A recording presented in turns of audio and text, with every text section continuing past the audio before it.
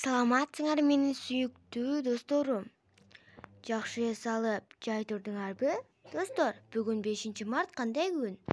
Албетте, ак калпак күнү. Достор, ак калпак жөнүндө маалымат алабыз бүгүн.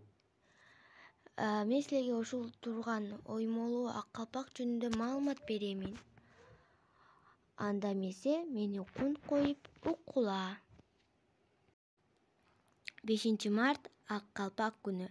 Жылда 5 мартта Кыргызстанда улуттук баш кийим ак калпактын урматына ак калпак күнү белгиленген.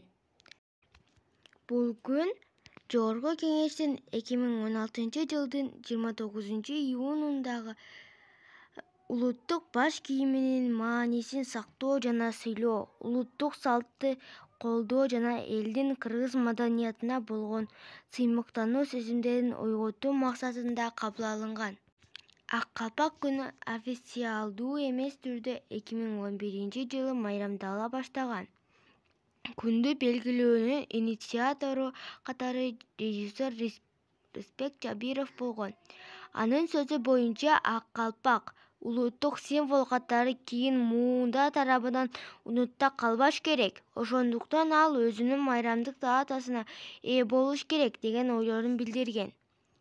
Ал эми 5-март калпак күнү байчечекелер чыгып, жаздын күндөрүнүн бири болуп, эң ылайыктуу күн катары кабыл алынган. Жылдан жылга майрамдык күн массалык популярдуулукка ээ болуп, 2016-жылы официалдуу статус алган. Эми ак калпак жөнүндө ыр.